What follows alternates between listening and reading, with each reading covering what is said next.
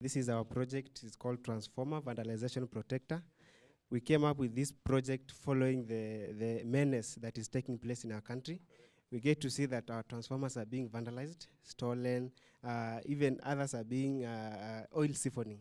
Wanachota mafuta, inatumika kupika vitu kama chipo, ambapo at the end of the day, we get to see that sisi ni wagonjwa, vijana tunakufa mapema, na maisha inaishia hapo. So we came with this project to curb that particular problem.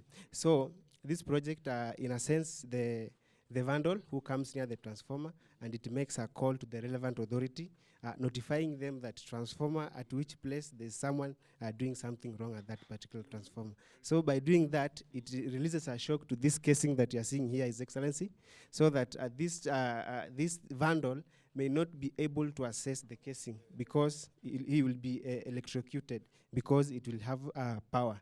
So our president, we also beseech you that this project we want to make it in mass numbers in our country. We want to make prototype so that we get to have production in our own country, so that we increase the electricity in our household, as also we get to see that in the bottom-up economic transformation agenda, it is one of the agendas there under electricity. So, our President, we do beseech you that this particular project, alongside making it in our own country, we want also to make it in mass and export it in various countries, hence improving our economy. So we are doing a composite wall, yes, whereby we are incorporating both brickwork and blockwork. Okay. We do the incorporation of brickwork in particular areas, probably where we need to do some work where that requires a lot of heat at this particular point. Oh, okay. So the brickwork is acting as a thermo-insulation, yes, component, and at the same time is acting as a cladding, which is a, yes, decorative feature, which saves the cost both on the walling and doing the cladding at the same time, whereby everyone has to do it. We are already there. We used to write exams in papers about this. Yeah. Now we change. Instead of writing it on paper, you come here and do it practically, and then you are marked. Yes. Your Excellency, we even have the judge for this assessment, and he has a checklist in which he looks at the key areas, and then now from there you can tell whether one is competent or not yet. You know, for the other people, Wewe Kakusha, you know, in the past, somebody like Mr. Juma, somebody like Mr. Juma may not be very good in English, you know, but he is good in this. So in the past, he used to write an exam in English, and maybe he failed, but he failed the wrong exam. Because he didn't come to learn English, you know, he came to learn this skill. So that's why we are changing from writing it on paper but to doing it. So this practical thing, you can do it in any language. Yeah, you don't have to understand so much English, you just have to do this thing. So that is really the transformation we are. Sindio your boss? Yes, sir. So hata kama Kiingereza iko namna hii, bora unajua kufanya hii, ukipita mtihani unaenda kufanya kazi. We decided to make a height adjustable crane which will be lifting materials maybe from a lower level to a higher level, like maybe from the ground level to the first floor.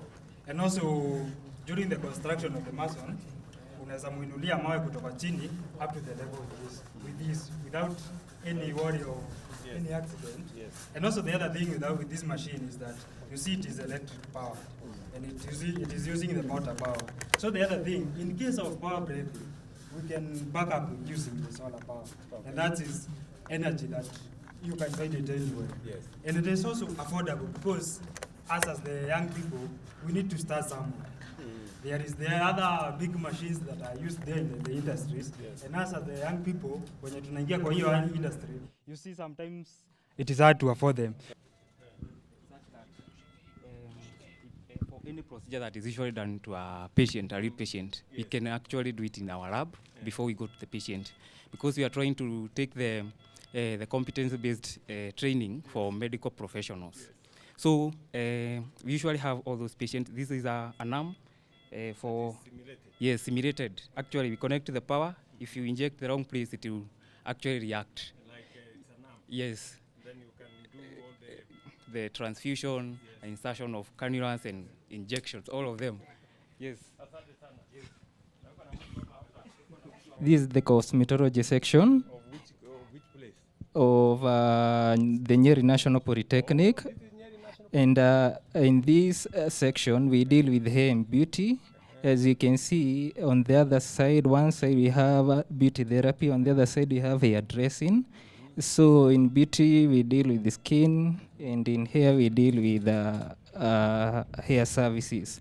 That there is hair additional services, there is barbering additional services, then there is weaving and hair extensions. And as you can see, I have one trainee here. You train how long does this course take? Okay, we have level 4, which undergoes 6 months with an inclusive of 3 month attachment. Then you have level 5, which goes 2 years with a 6 month attachment. Can manage and make it with a given time. So in the class time, we don't do a competition. So here, we are giving them a competition to see how they will produce a quality garment. Kaunda suit. Lazima ungare. Wewe na rigiji, lazima mungare kabisa.